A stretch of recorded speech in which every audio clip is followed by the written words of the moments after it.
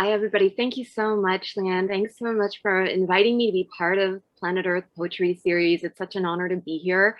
I was actually in Victoria to launch Closer to Where We Began 4 years ago. And I had the pleasure of having Yvonne Blomer, who is the poet laureate at the time, read with me at Canvas Books. But I didn't get a chance to read on Planet Earth, which was something that I felt really sad about. So actually being back here, well, being here is a huge treat and privilege for me. I think you have the best community, and I'm just so thrilled. So thank you so much. I'm going to be reading a few poems from my collection, Nautilus and Bone, which revolves around the life and work of a Yiddish language poet named Anna Margolin, who was born in 1887 and died in 1952. And the book is mainly a collection of poems told in her voice, but also in conversation with her. I was inspired by her rebellious, bold, anarchist spirit, and some of these poems are written directly out of her experiences with her many lovers, her many husbands, travels and adventures and misadventures as a literary bohemian of the time, pre-World War I. And then going into the 1920s, when she published her first book of poems. So the first poem I'm going to read is addressed to one of those many lovers that I alluded to. It's called Last Night You Called My Name, from Pavel Kaplan. Last night you called my name as if casting a spell against infectious diseases. As from all my previous vows, I make no demands, only the catalog of your life before I stormed it, all your misfires and beautiful transgressions.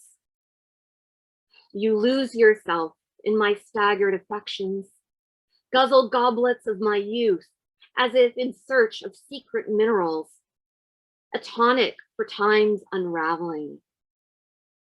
Weeks elapse. Poems cling to my inner walls, a bloated lingering I host, cinched to high heaven. The gossip brews upon our sighting. She's biding her time. This one's even older than the last.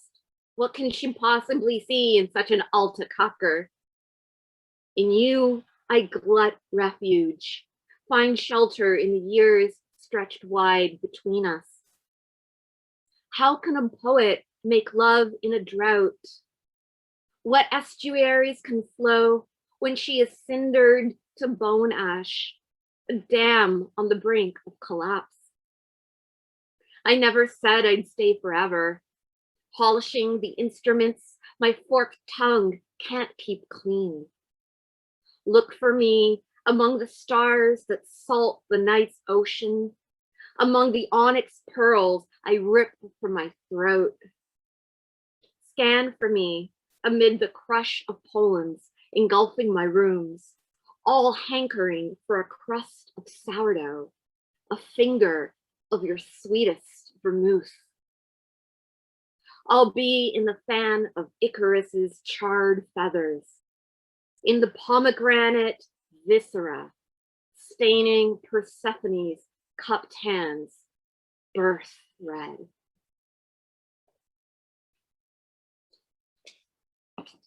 Thank you. I'm imagining that we're all in a little closed, intimate venue together, and I can hear your claps, and maybe someone who's like talking on their phone and someone's phone goes off or something like that. And that makes me feel better just thinking about those like little things. Okay, so the next poem I'm going to read is entitled I Am a Dagger. And that title comes from one of Anna Margolin's poems herself. One of the things that drew me to her was even in the early 1900s, she was writing very obviously gender fluid and queer narrators. And that appealed to me on a number of levels. This poem begins with an epigraph. From a distant summer, hot laughter floats above me, two small and dainty women leafing through a picture book Their hands meet in longing. Anna Margolin on a balcony. I am a dagger among wild orchids, hydrangea, skunkweed, pearl inlaid handle protruding from the soil where my blade thrusts downward, rubbed warm by earthworm and grub, accepting me as their own. I am most at home inverted, submerged in earth or mythic tides. No patience for pallid niceties pooling around my ankles. Might that be why I am never not swimming amongst sunken wrecks, lingering to caress the statues of bards disguised as deities? In a darkness so deep, there are no beasts it won't devour. The golden peacock folds a discerning eyelid, making a spectacle of its gaze. Or is the truth that I, in my rag and bone finery, will forever be transposing my palette of seaweed and copper over pavement and filth? That my eyes have grown used to half light, cupped by crude blinders of my own crafting? I am no more indentured to writing of city grit or in prayerful couplets than I am to loving only David's marble torso, dipping my hands in sapphic streams that flood my face in silver froth.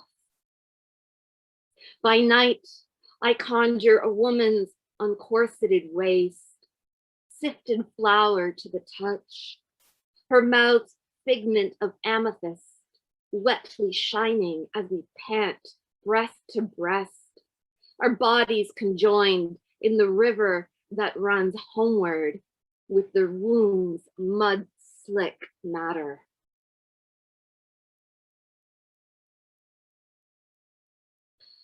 Thank you, thank you, thank you. I'm just conscious of the time here. I'm gonna read a few sonnets from the last section of the collection, which consists of actually what is known to us poetry geeks, to quote Micheline Miller, as a crown of sonnets, 15 poems in which the line of the last one is the first line of the next, and then the ultimate sonnet consists of 14 lines, which are the first lines of each of the preceding. And no, I'm not going to test you on that later. That's Tyler's territory. Beshert. Beshert, by the way, is a Yiddish word that means one's beloved or destiny or soulmate. Footnote, disclaimer, this was written to Anna Margolin's third and final common law spouse, a fellow poet named Reuben Island. Beshert, 1. Reuben, my heart's in slivers, rotting floorboards ripped up plank by plank.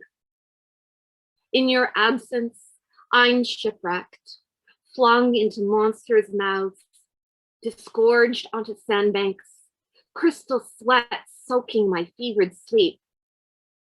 In your presence, I'm the cypress trees of Palestine, the date palms fringing Jaffa's backwater streets, where 5 years ago I fled Stavsky. May he dine with dogs, leeches should suckle his tuberous feet. With you, my tongue's unchained. In your bed, I'm rebirthed, dovetail through tunnels into crystal chasms. I unclasp my wetted lips, feel the watershed of our love's fuse. In weaving grass, new poems rustle. Reuben, escape your way. It's time for your exodus. Together, we'll torch marriages, bourgeois offices. And I'm going to close with part 6 of the series. Thank you. Part 6. Love and hinges are gasping, Rinses night of the sins we wring from gutter wet rags. From the rumpled days we drum our solemn fingers on. Cramped streets, clanging trolleys, revving motor cars. Orphans in newsboy caps hawk the evening rag. Pedestrians on Broadway cut a stunning swath of all that's tamped down and ground into rust. Coupled now, do we tremble more or less than we did when apart? Do we fasten captured black and topaz wings with tender precision to each other's breasts, erupt in rapture? At times, I pine for the days when we secretly ravaged one another, schemed for the day we'd surrender, knowing how freedom binds and fractures us in silk-webbed seas, where we drown or learn to wander. I'll close with that. Thank you so much, everyone. Have a great night. Thank you. Lovely, lovely.